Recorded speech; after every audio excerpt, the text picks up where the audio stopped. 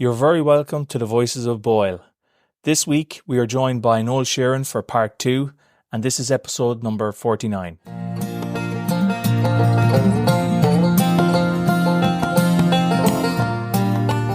Noel, you're welcome back to part 2.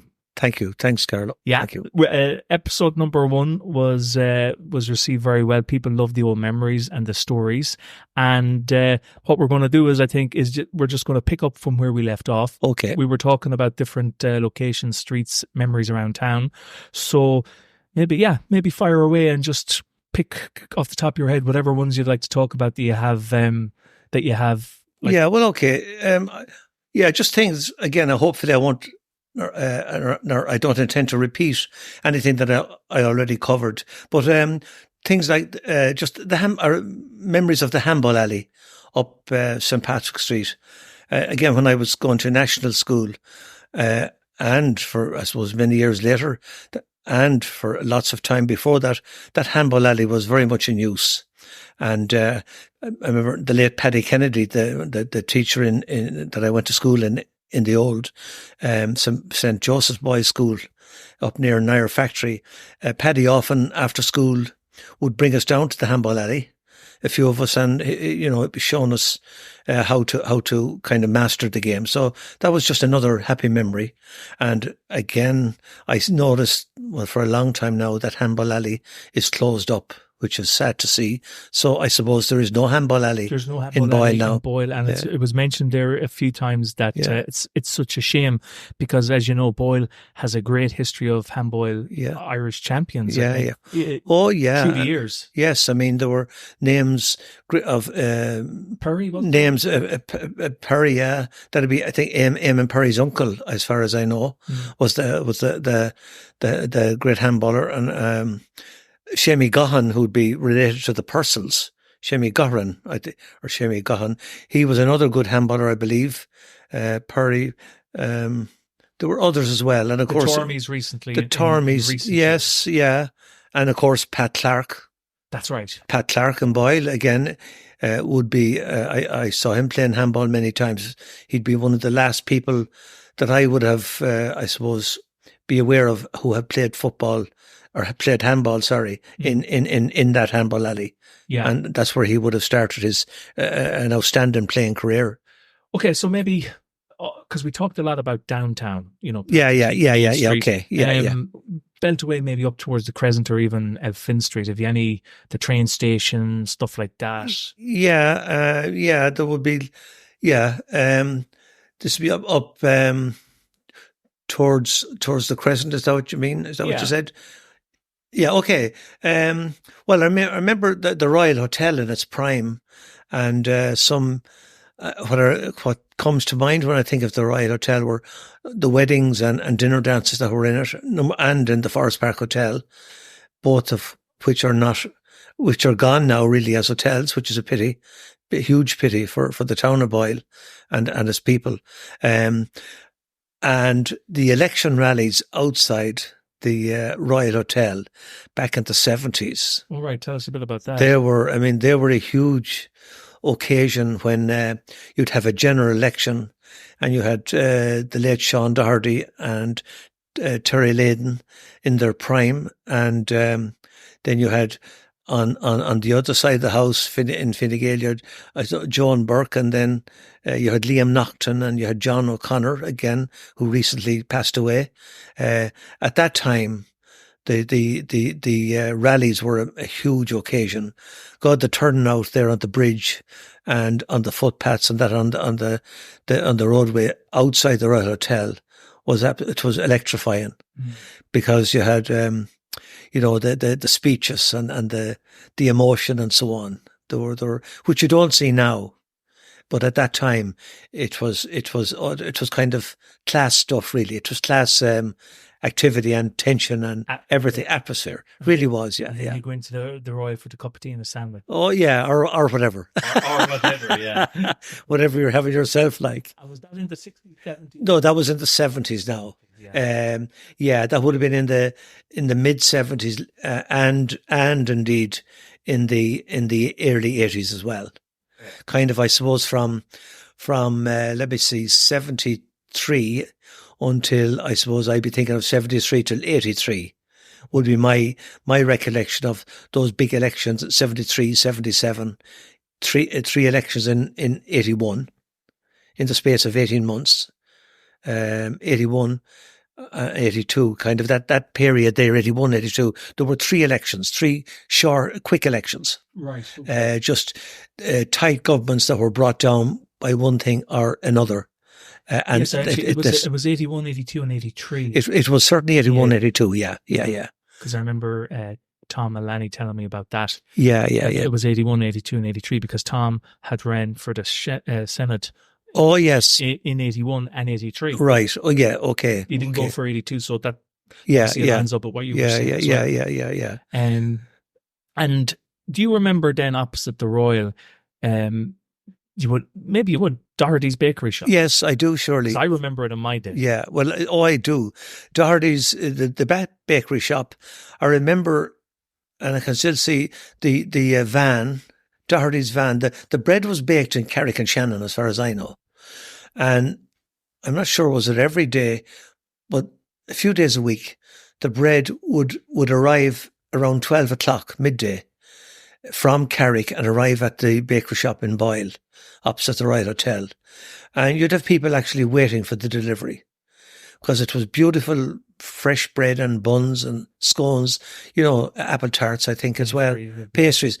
Yes, absolutely. And it did a roaring trade. And I remember the two ladies that worked in it during my time, which would be the late 80s, early 90s. I can't remember their name. There was a Spellman woman. Okay. Who was a sister of John Spellman, who owned one time Spellman's Bar, which later became Cars, Andy Cars. So I forget the Spellman woman's first name, but she ran that bakery shop, that confectionery shop for years and years.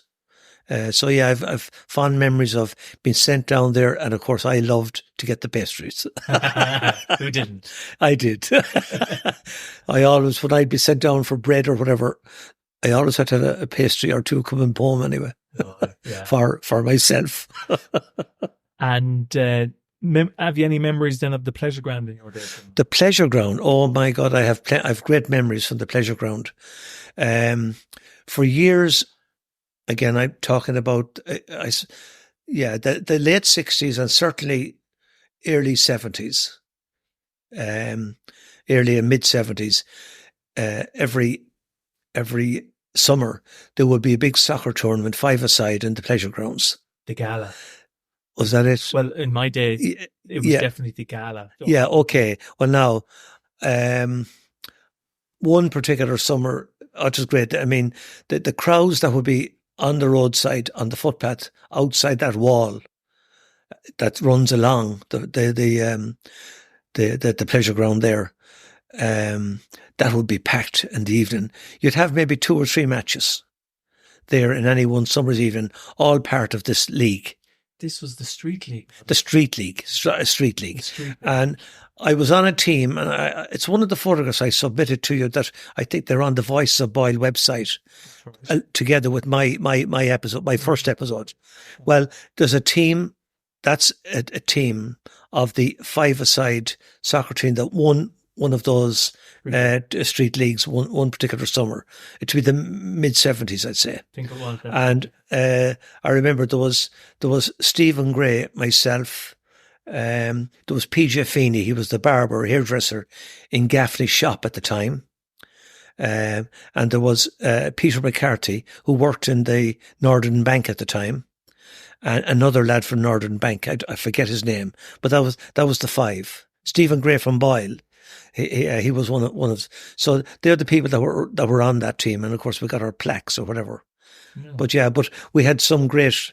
The tournaments were brilliant, and I loved playing the soccer as well. I really did. Because I can even remember people on that wall, as you said, they were like during the gala festival days, the late 80s, 4 and 5 deep. Yeah. It was just a phenomenal. Yeah. you wouldn't get it these days. I remember Paddy Hatter Yes. was one of the main men involved in the soccer. I think Hal Cawley as well.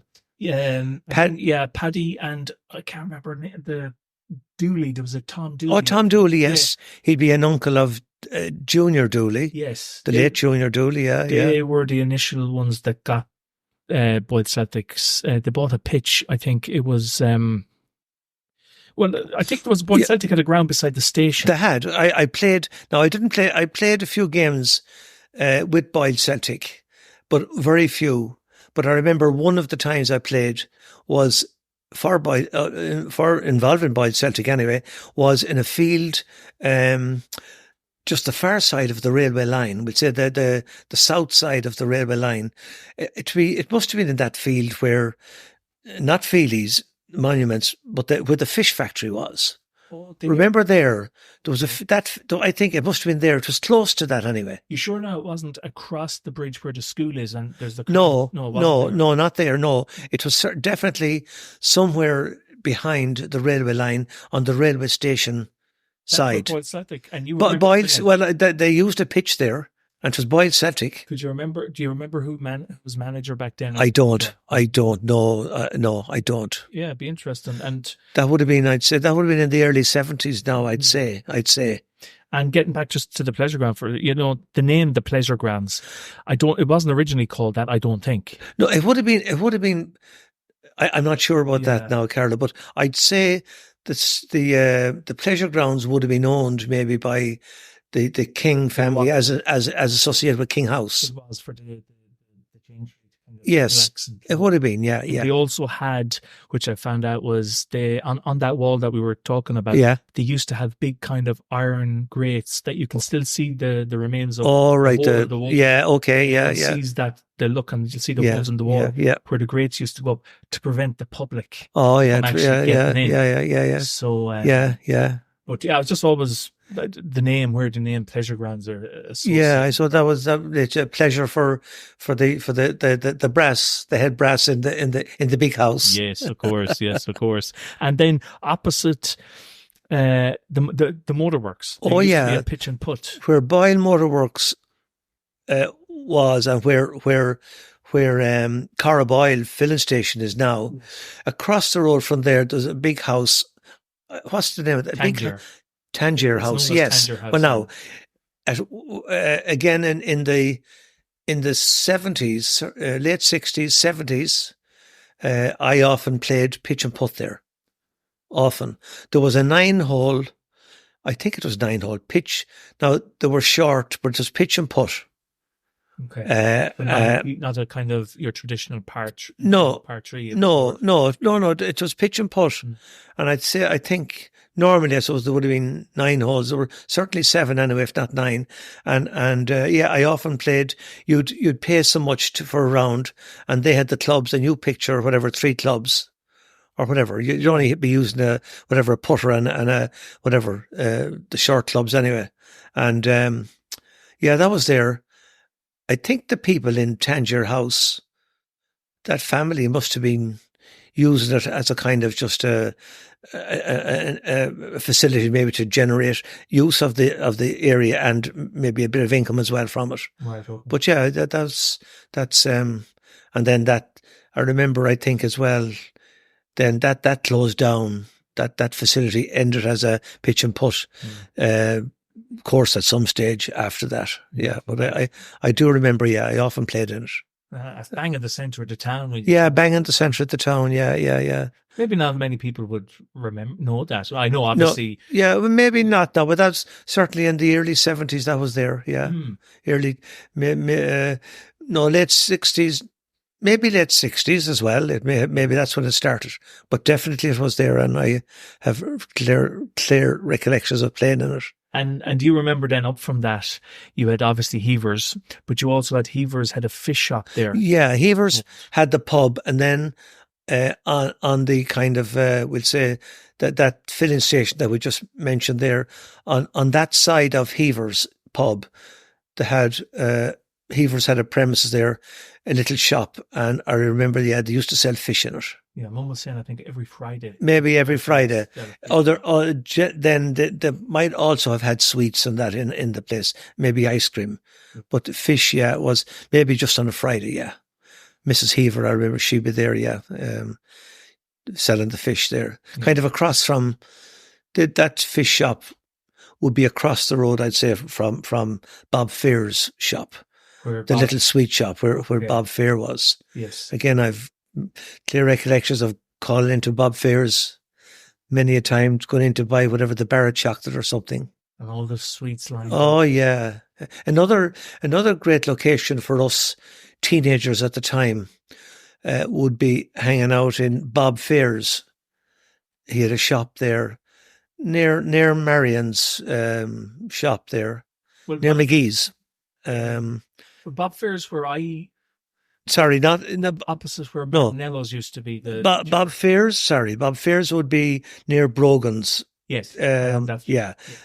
No, sorry, the one up. What do you call it? Peter sorry, I mixed up now. No, Peter Phelan's is the shop. Sorry, is the one I'm trying to think of. That yes, where we used to go.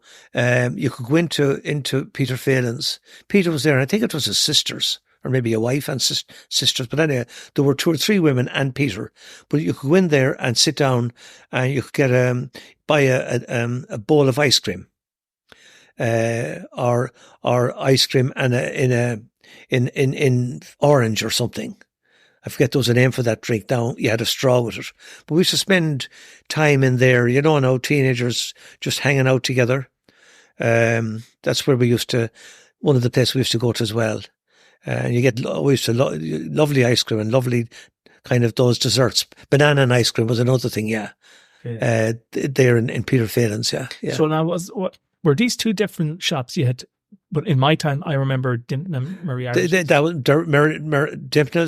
Dimpna Moriarty's was next door to Peter Phelan's. So they were both there. Yes, I remember both there. Yeah, they were next. As far as I know, they were next door. And they were also operating at the same time. They were. Oh, they were in my time. Yes, they were. The 2 shops were there. Yeah.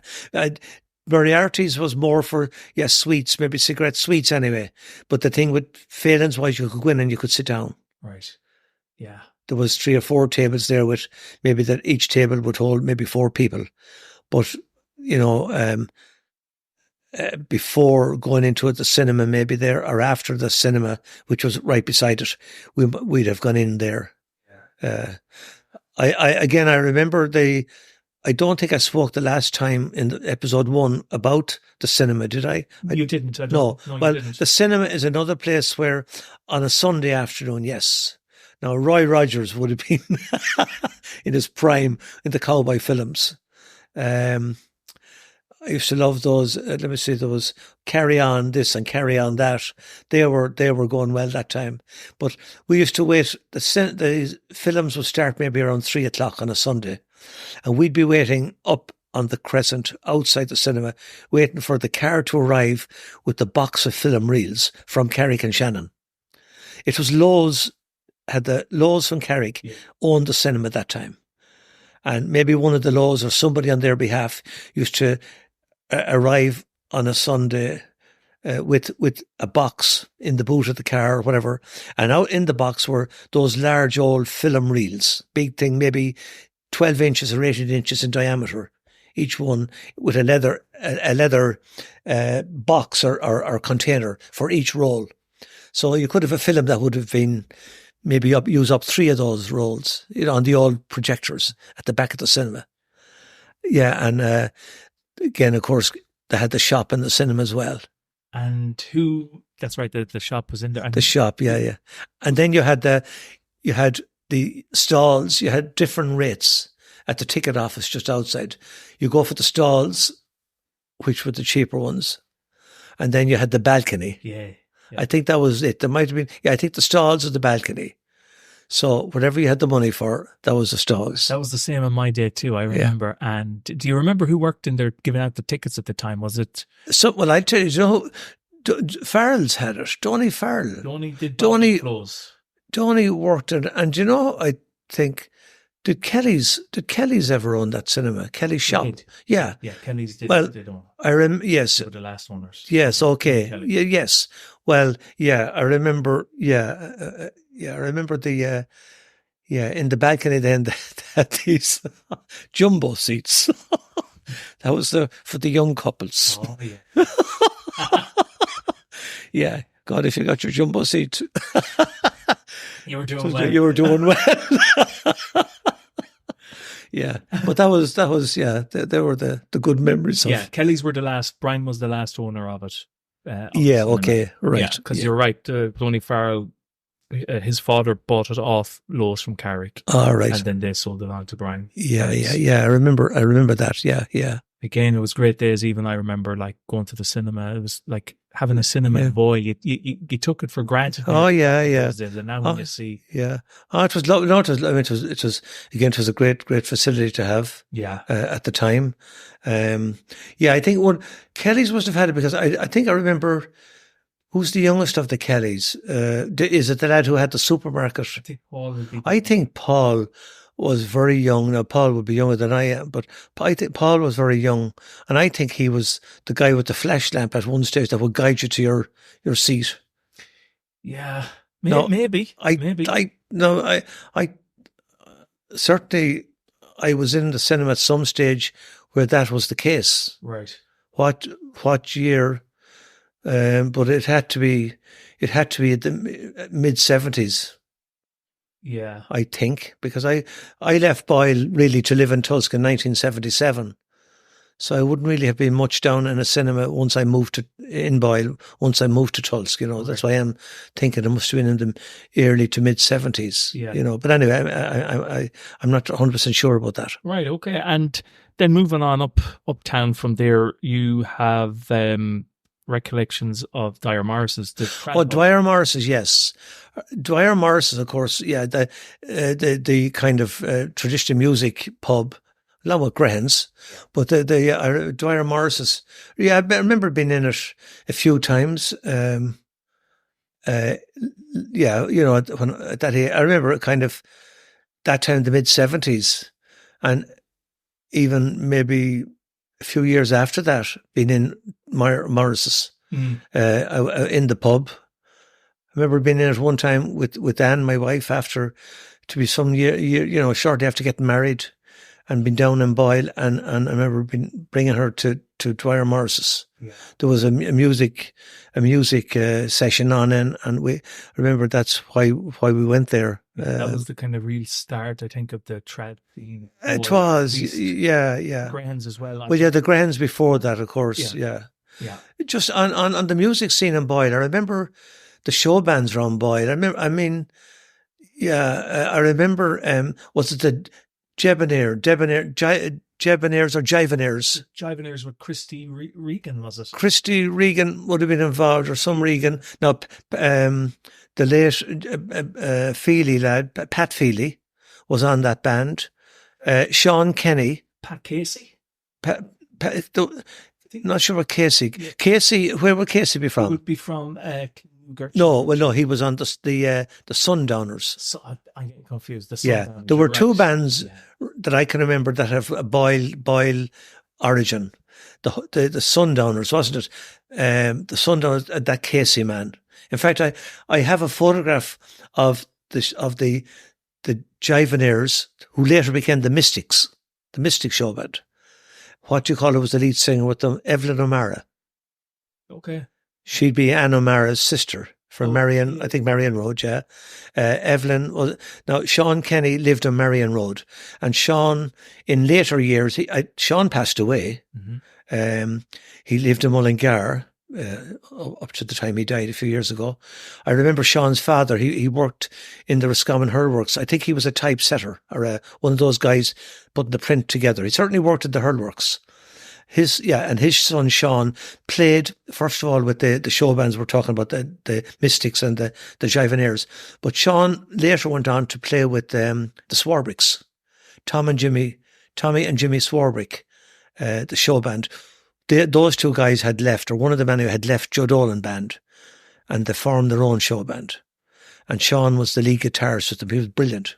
And I used to love that band. Maybe one reason because of Sean being from Boyle, and he was a very nice fella. So they were just moving on to the show bands from Boyle. Yeah. The KC band, that was more country and western. That's right. Which at the time, I suppose, I felt myself I was too cool to be in the country and western, which I like now. Yeah. But at that stage, no, it wasn't cool. Yeah. Different era. Just a different era. Yeah. And then up, you have obviously beside Grains, you had Dodds, and you still have Dodds. Oh, Dodds would have been Dodds, because I knew some of the Dodd family, all of them fairly well. James Dodd, who's a Nina now, he would have been a good friend of mine, at that time growing up. There were a few others that I would have been very friendly with too. I'm afraid to mention them in case I leave somebody out, which I wouldn't like to do to offend anyone. But we used to go to Dodds. Yeah, we used to go to Dodds. Mrs. Dodd was there. And of course, Dennis was there as well as a young fella. And still is there. And still is there, yeah. I often go into him, yeah. Great character, Dennis. Great character, yeah. Great character. Always interested in a chat. And like yourself, he has a good memory, yeah. And can tell a story. Well, Dennis is in Boyle all his life. And I can only recall what I witnessed in Boyle while I was there. But of course, I'm longer away from Boyle than I ever was in it. 5 years gone from Boyle. Pardon? You're 45. I'm 40. I am. I'm 40. 1977. I'm 47 years gone. I'm 47 years gone now, which is unbelievable. But that's life. You're more of a Tulsk man. I am. Yeah, I really am. Yeah, I've lost. I mean, my sister Geraldine is in Boyle all the time. And that's really I don't be in Boyle too much. Only maybe if I was going to Sligo, come back through it, then I might pass in, drop into see Geraldine, or I might drop into Dennis for a pint or whatever. So I've lost contact with a lot of people that I was very friendly with in Boyle. I meet them occasionally. Yeah, I meet them occasionally. Sure, usually at football matches. Exactly. And it's great. And I always enjoy to meet people from Boyle, and especially anybody that I would have encountered growing up. Yeah. I love to have a chat about those days. And you used to be a ref, wasn't it? I was a referee. Yeah. Well, in Tulsk, I took up refereeing when I'd finished playing football. Around 1982, I became, 1982 actually, I was secretary of Tulsk GA Club for 7 or 8 years. I enjoyed that. And then when I gave up that, and when I stopped playing football, I still wanted to be active, because I've always remained fairly active throughout my life. And I took up refereeing, which I did for, 10 or 12 years, I'd say. Yeah. You would have remembered, of course, Jerry Emmett. Oh, I remember Jerry Emmett. He was telling me we used to have some agreement with you that you book him before the game even starts, just to get it over. Yeah. Oh, Jerry, I could be down in Boyle. Well, in fair, I have 2 stories to tell in relation to Jerry, which listeners, especially GA people, followers, will remember. Jerry, I would be refereeing. I'd be down to referee. It could be a championship match now, very important match. St. Ronan's, featuring the star, Jerry Emmett, and colleagues would be playing. It could be Boyle, or probably not. If I was refereeing it, I wouldn't be down. I wouldn't be put down. Maybe it might have happened indeed. But Jerry would, from experience, he'd know that at some stage his name was going to go down in my book. So he used to kind of premeditate, and he was. How would you call it? He was proactive. He used to give me his name before the ball was thrown in at all. He used to come up to me, Sheerin, you might as well put down my name now. It'll save you taking it later. I said, sound, okay, once or twice. I better put it down once for the moment anyway. Otherwise, I'll have to give you a red card. And the second memory I have with Jerry is St. Ronan's were playing a championship match. I forget who it was against. It wasn't Boyle. Thank God. But it was some other, I forget the club. But I gave a decision against Ronan's. I think I could have been given a penalty or something. I'm not sure. And made my decision, and there was one of the Ronan's players, and he went ballistic. Now he was known to go that way when he'd lose the head, but he went ballistic, and he went, I suppose, he was having a go at me. Now he didn't assault me, but he felt like assault to me. But I remember at that time, on that occasion, who arrived on the scene? Only the Bow Jerry Emmett, and he calmed your man down. And that was the story. That was it. So we often spoke about that afterwards. And of course, when the match was over, I would have gone up to Emmett's pub, up to the Creevine. And of course, the slagging about this episode. And of course, he made great fun out of the fact that he had saved me that day, and that his name was never to go down in my book again. Oh yeah. So I enjoyed refereeing. Yeah. There were a few occasions, all right, things got out of hand, but sure, look, I always tried to do my best. Yeah. I know I made mistakes. And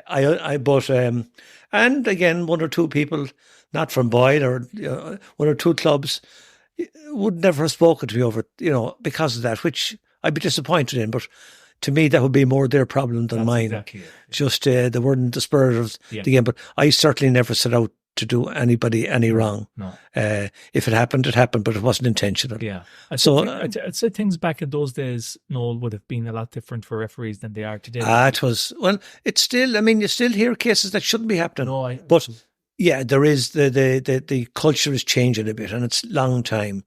When you see the respect that there is from 10-year-olds up with rugby, I saw that time, and you still see it maybe to a lesser extent. If there were lads that have been playing rugby, there are some lads, or you have individuals who can go out and play rugby and there isn't a word out of them. And the referee, whatever he says, that's it. But the same lads out playing Gaelic, and again, they go back to the old abuse rubbish. Yeah. It's because a different culture. Yeah. But it's amazing the way the mind works, you see. And it's down to the organisation for having it that way, for rugby. Having it that way, but the GA are slowly getting there. But it's a bigger challenge to get through, And it's not only clubs and families as well, need to kind of help on as well to get the right spirit going, Sure. Yeah. But look, it's a good organisation, the GA is, and very active in every parish in the country, and it's good.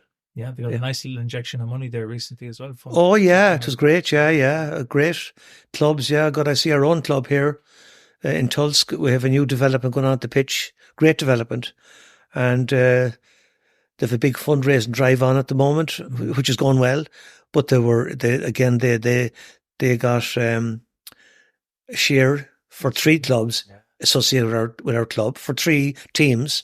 3 different, the camogie, the ladies football.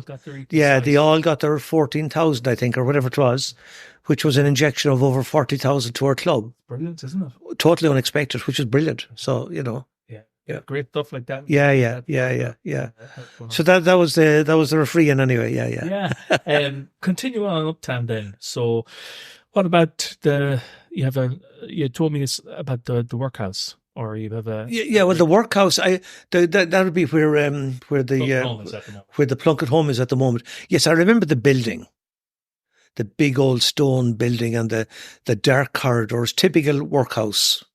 Yeah, but a huge history to that, a sad history to it, like all those workhouses. But I suppose it was no harm to have that knocked anyway, and of course, especially when you have what you have in its place now. You still have, I heard though, you still have a kind of a sentiment that a lot of people, if they heard that they were going to be going in, just say to the Plunkett home. Oh yeah. That they wouldn't, because it was on the grounds of the old. Oh yeah, okay. It would be very much against the idea, right? Based on principle. Yeah, okay.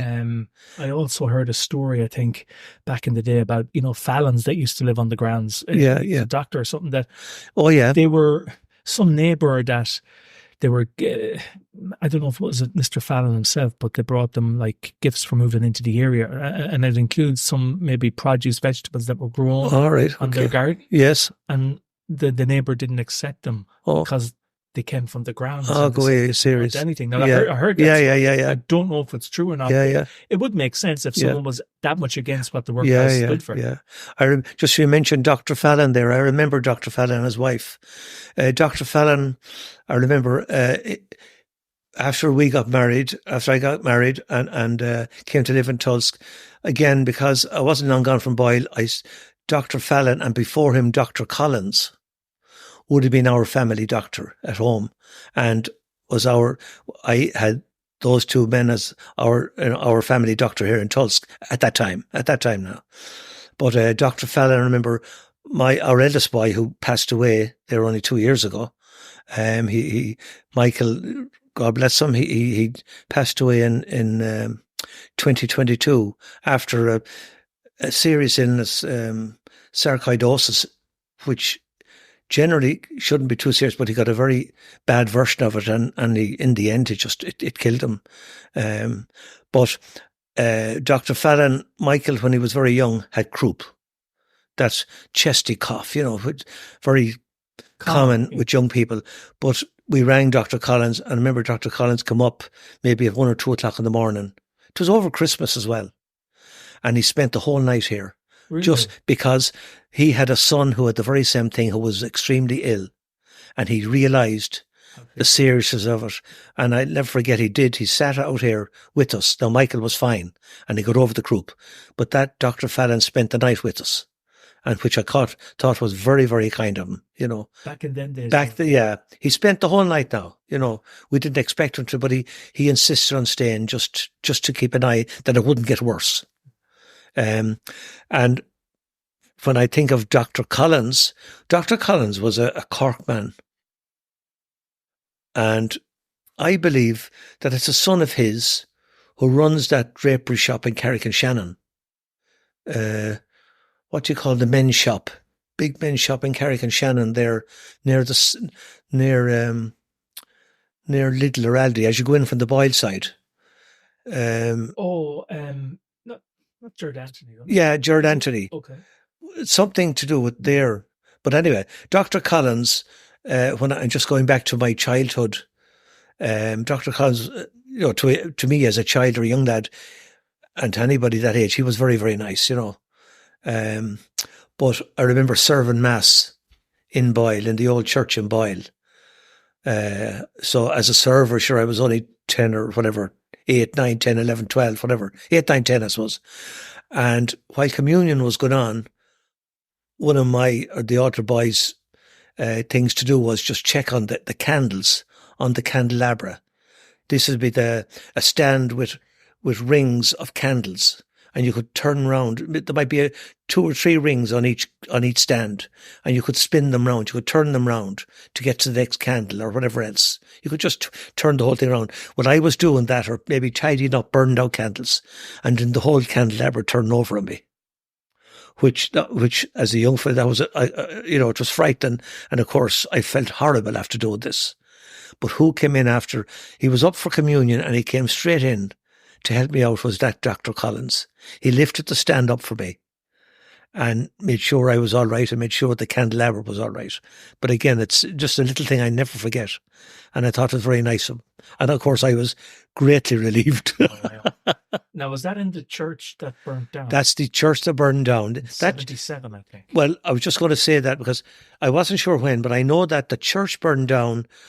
I wasn't sure how long after I got married, but I got married in June 77, and that fire happened sometime after that. I think it was September 77. I could be wrong, but I think it was 77 anyway, the year that it burnt down. No, I didn't get married in that church. And from Tulsk, we got married in Tulsk. But I know that fire was after our wedding. That fire in Boyle was after our wedding. Canon Mann was here, was parish priest in Boyle at the time. And just talking about the priests and the church, just to reflect back on a few things with the church now. I remember the Mass in Latin. When I was an altar boy, we had to learn, well, everybody, all the leaflets that you get, or certainly the prayers, everything was in Latin. And, at the time, sure, I knew it off by heart. You knew everything. I can still remember lines in it. There's a part of the Mass, so I believe in one God, credo in unum Deo. It began and went on and on and on. I still remember that. But anyway, that was in Latin. And also, of course, at that time as well, the priest saying Mass in every church always had their back to the congregation. And there was a measure brought in then around that time to do away with the Latin and introduce Masses in English, which made a lot of sense. And also that the priest would face the congregation. And because of that, you'll notice in a lot of churches, there was an altar had to be erected in front of the old altar. Now, you don't, obviously Boyle is a new church, so there is, and that new church was only built after that measure was introduced. That's why in Boyle you have the lovely altar in the, there, and the priest is always behind it. But in older churches like Tulsk, or most older churches, you still see the old altar, which is very, very high. And since then, there was a much lower altar. A new altar had to be erected in front of the old one to allow the priest to stand behind it and face the congregation. And of course, in the old church, I remember as well, being on the children's choir. We used to go up to the choir was up in the, what would you call it, the balcony, which was at the front of the old church, not at the back. It was at the front. You had two side aisles at the old church, and there was a balcony over each of them. And on one of those balconies, that's where the big organ was, and that's what the choir sang. We would have sang there as kids. And of course, the bell that's down there now, of course, is from the old church. The bell at the moment, that's beside the new church. That bell actually was up way high on the top of the, whatever you call it, of the old church. That was saved, and it was repositioned there. And that's still the same bell. As young fellas at that time, and I suppose, I'm not sure it's still the case, whether the Angelus bell still rings or not, at 12 o'clock in the day and 6 o'clock in the evening, we used to have to take turns as altar boys. Again, there were no altar girls that time, all boys. We used to have to go down to be there at 12 o'clock. You take your turns maybe a week on or whatever, and you made sure that you were down there ready to ring the bell dead on at 9 o'clock. And the Angelus bell is always 3 3s and a 9. It's always 3 3, dong, dong, dong, maybe a second in between, and then a pause for 2 or 3 seconds, 3 more, pause for 2 or 3 seconds, 3 more, and finally then give it the full bang, 9 bells. And that was it, yeah. I presume that's still the case, wherever it's wrong, yeah. And you were mentioning there the altar boys. Are there altar boys or girls at the moment? At the moment, you would have, in most churches, you would have boys and girls. Do you not? I don't know. I think from the COVID years, that got rid of that. I'm not sure. Yeah, okay. No, I'm not sure. I know in Tulsk, you have boys and girls. Not always mixed, but it's available for them, and you often see a boy and a girl, or boys and girls, yeah.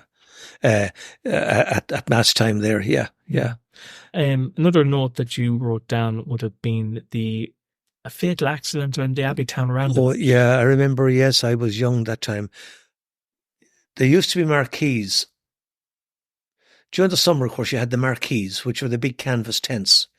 And a big tent, they were erected under 3 poles or 5 poles. Now, a 5-pole tent was huge. So it depended on the crowds they were expecting. But on one occasion, as far as I know, the carnival, it might have been in the Abbey Park, the football field. The GAF back in the 70s, and I used to be involved, used to have a summer festival, maybe a week of dancing. And that'd be a few nights a week. You'd have a show band coming to play from, we'd say 11 to 1 or something. And the club would pay the band and whatever else. And then you get whatever the charge in was from the dancer for the customers. And, the club would make the intention was to make a nice profit by the time all your festival was over. But on one occasion, there was a crowd it must have been coming to that maybe, and cars were dropping off their just there near the roundabout at the Shellen Hill, isn't that right? Yeah. And some young person was after getting out of a car. I think they were from down Ballinafad side. The poor father or mother, somebody had dropped the lad in, and he got out of the car and he ran straight across.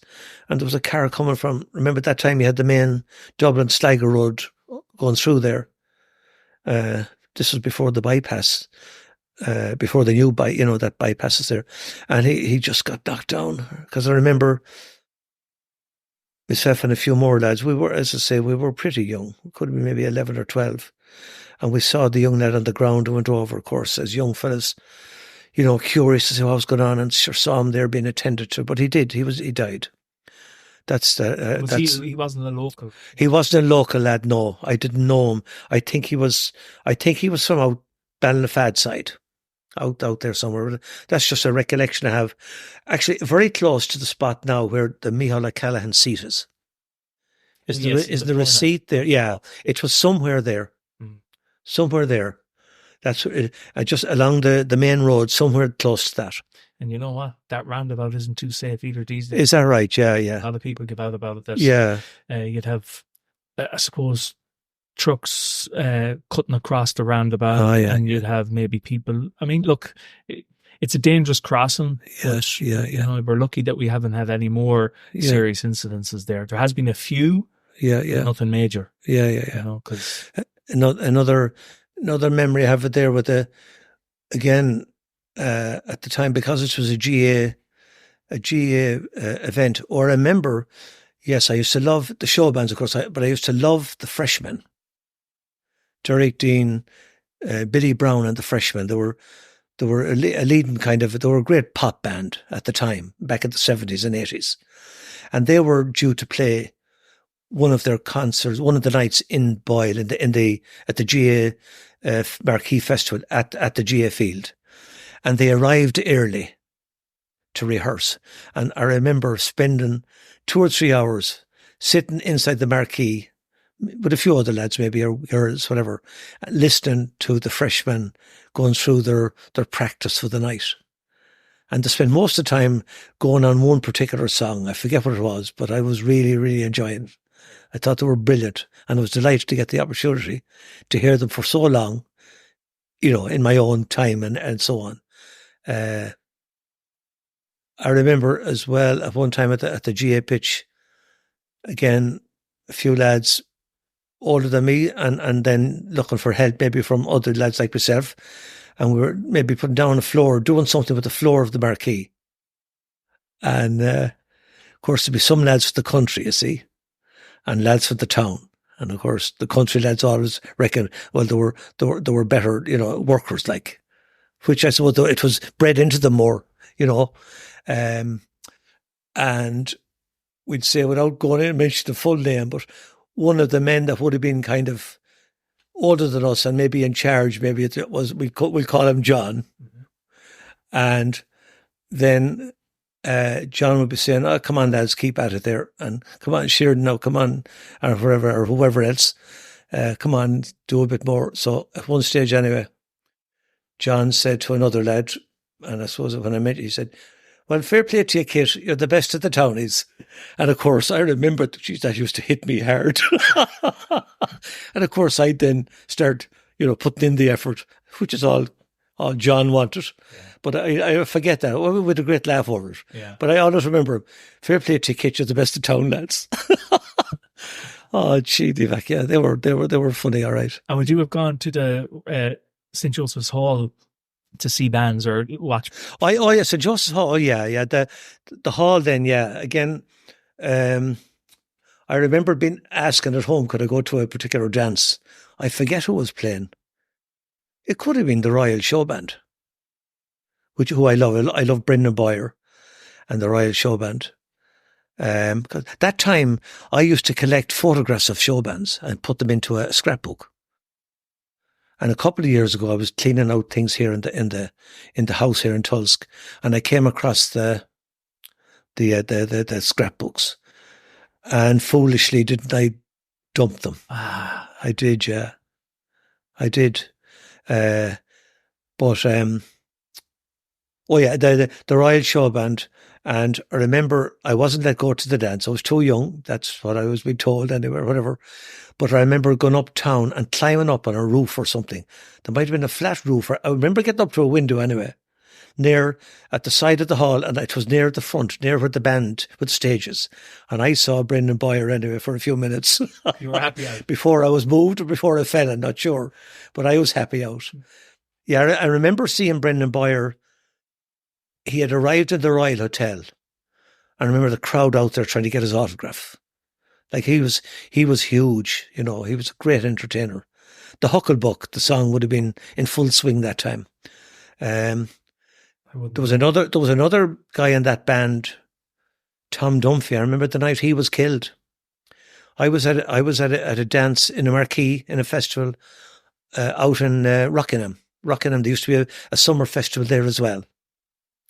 And it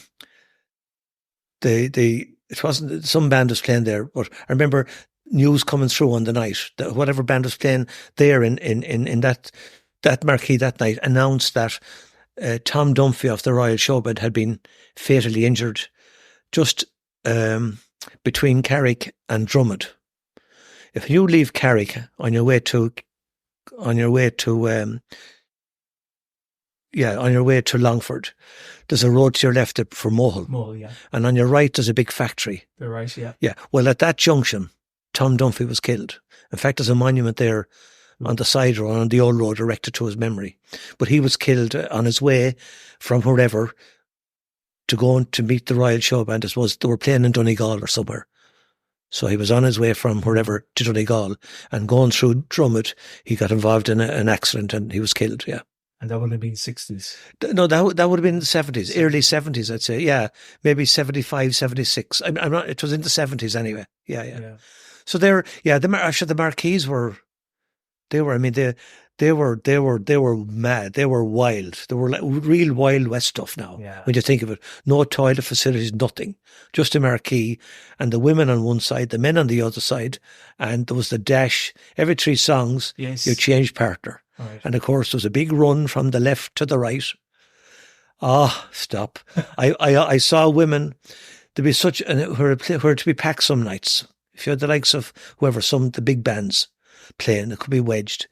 And the charge, I often saw it happen, where there was such pressure put, so many men going so fast to get someone, be trampled over, that they'd knock, the women would be sitting on long benches, forums we used to call them, like you'd have in a school. No back on them, just a seat. And of course, the surge would push them and the whole lot back, head up, head down, and legs up in the air. It was shocking. It was shocking. But anyway, that's health and safety put an end to all that. Oh, thank God. Yeah. And a few more last ones that I have down here. You mentioned the prison cells in the military barracks. Yeah. Again, as kids, we used to go to the inside the gate. When you go in the gate as it is now, the main gate into the King House, on your right-hand side, there's a little building. Mm-hmm. And in the basement of that were cells. That's where when the British Army, when the British were in it, before 1922, before independence, and indeed maybe during the War of Independence as well. The Free State people in charge may have, the kind of anti-treaty people might have been in prison there as well, but certainly there were cells, and as kids we used to be in them, locking one another up, playing cowboys and Indians. Yeah, that was it. And at that time as well, of course, King House was only a ruin at the time, and we used to be running around playing throughout the building. Now, at that time, a lot of the floors were rotten, and there was a lot of holes in them, so we had to be careful. That's right. I even remember that in my day. We used to be, and that time, McNamara's there beside that house, Liam McNamara's father, I think, and maybe somebody else, but certainly he was involved. They owned that property, and they used to have marquee material, and they used to make and mend marquees. Yeah. The marquees for the dances. Yeah. They used to have them there, making them, certainly mending them. After a festival, an odd hole could be in the marquee. you know, in those days. especially in those days with the women going out through them at the side, you know. But anyway, yeah, so they're memories, yeah, and it's great to see King House the way it has been restored to it. It's brilliant, absolutely. Yeah. And it's a pity that Rockingham House didn't survive to get the same treatment, because it would have made a fantastic. Yeah. Oh God, could be a fantastic hotel at least now. Even if you had the foresight though to instead of scrapping it, to just keep it as a shell until the funding came through. Yeah. Hindsight and all that is no. Well, at the time that was the mindset in the country. I mean, there's so many houses, even here. I'd say in every county in the country, and then maybe in most parishes, there is some old historic building. You have the Strokestown house, of course. Yeah, again, the same fate could have happened that, but it didn't. Thank God. Thankfully, to the Westwood Garage, Jim Calloway for buying it.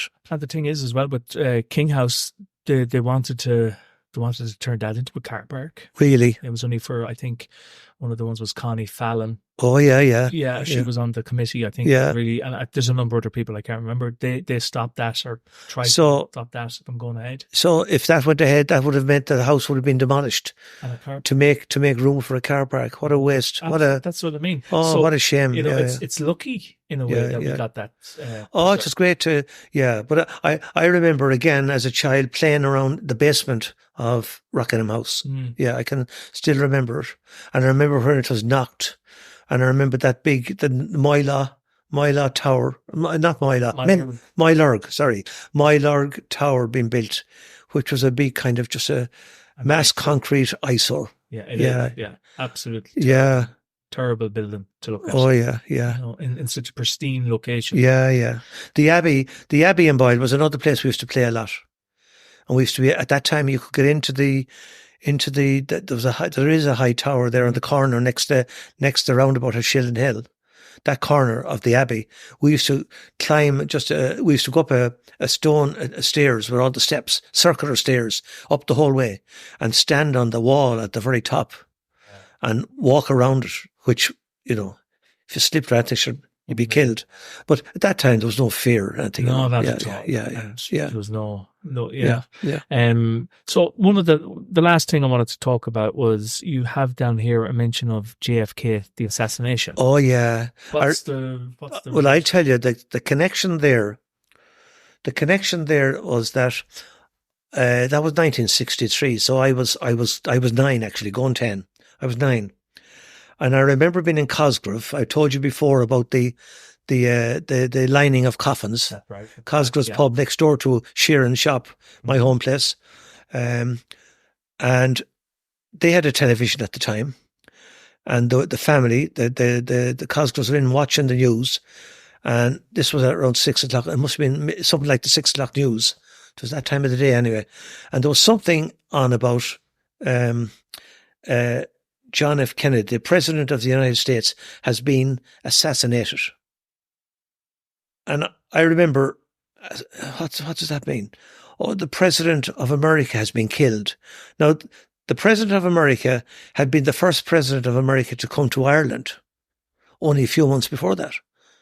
So it was a huge event when John F. Kennedy came to Ireland in April, May or June of that same year. And then his assassination to happen in November.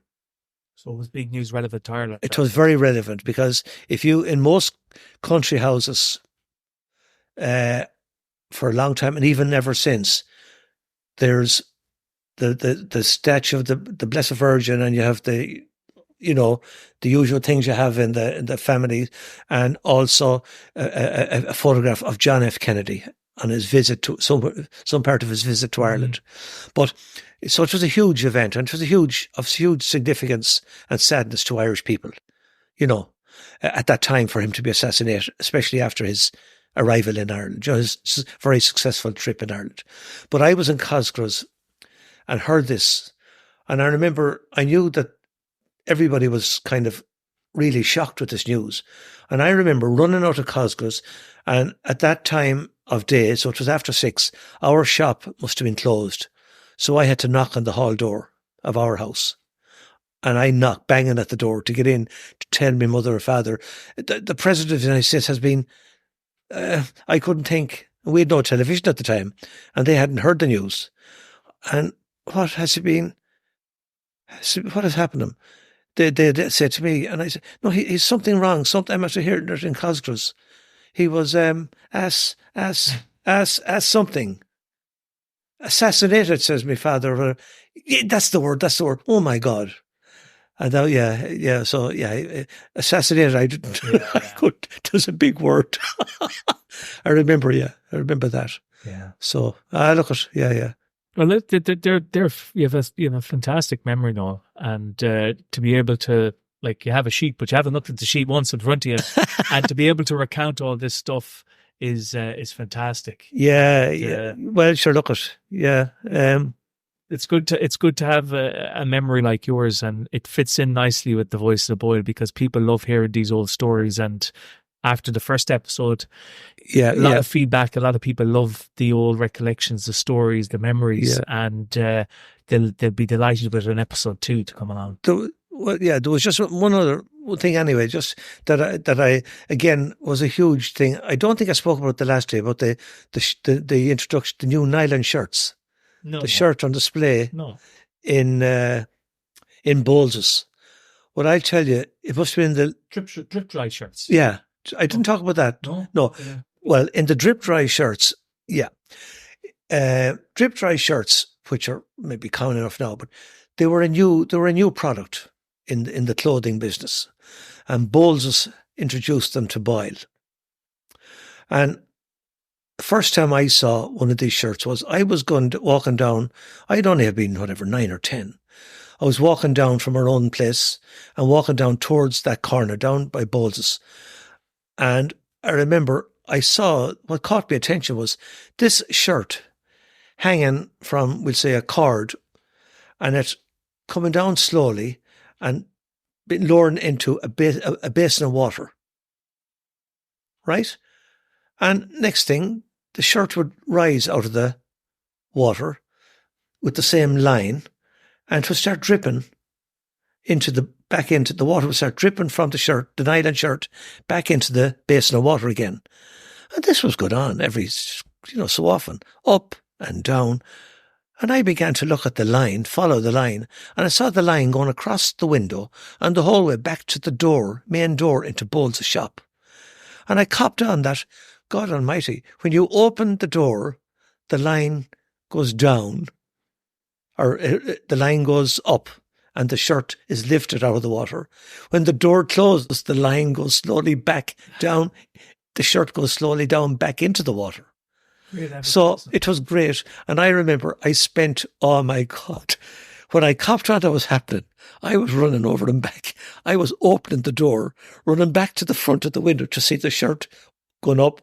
And then when the door had come back, I saw the shirt going down.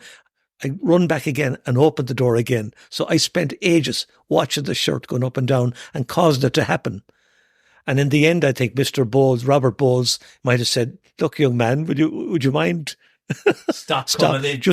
Would you mind leaving the door alone, please?" Well, it's not a fantastic idea, because you will get the adults asking, "What's this about?" It was great. Why is the shirt going? Yeah. Great form of advertising. Yeah. Well, they were new, and they were new because they were the nylon, whatever it was about it.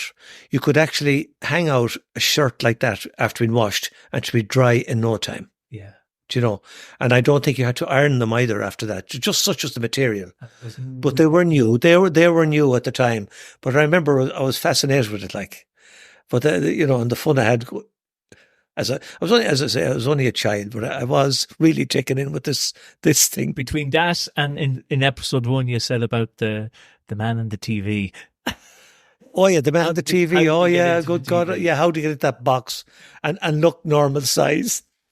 But mustn't have been great though, when you think to be amazed at such things at a young age. Yeah. And to think that you got such pleasure out of, like, trying to figure out what was going on. Yeah. How did he get in there? Or why were the shirts going up and down? What was going on? Like, it's great memories. Great memories, yeah. I should look at, yeah. I mean, the 60s and 70s, it was a brilliant time growing up. It really was, because so much was happening. And the world, Ireland, like certainly in the 70s, throughout the 50s, there had been hardship, especially for country people, and all the immigration. So I grew up at a time where there was massive change, and there was a bit of prosperity coming into the country.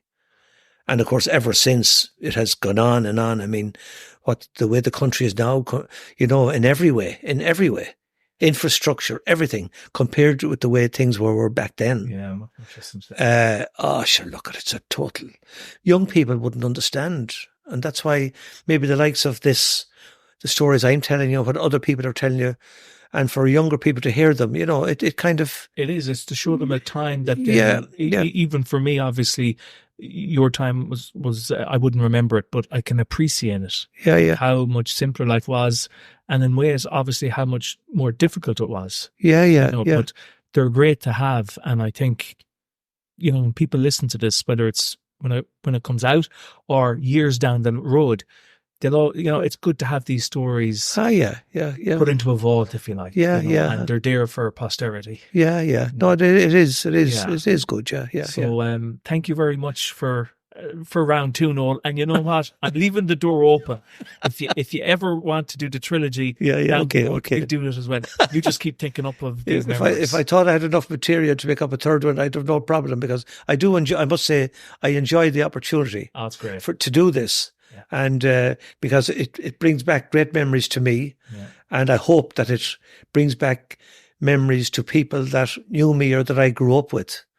And I just say that anytime, if I ever meet somebody or somebody meets me, and they might recognize me and say, yeah, I enjoyed your podcast, or I listened to it, or whatever, or I remember you, and I haven't seen you for so long, I'd love if anybody like that would just absolutely meet me, I'm sure, and just say to me, look, Noel, how are you?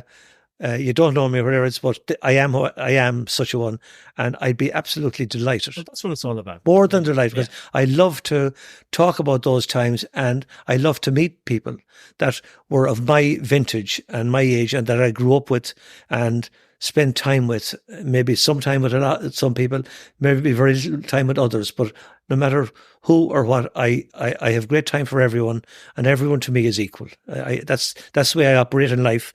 I look on everybody as being what they are, and once they're mean good, I have great time for them, because that's what I ever try to do, is mean good as well. So look, thanks, Carlo, for this opportunity, and I'm delighted once again. Thank you very much, Noel. Thank you. Thanks.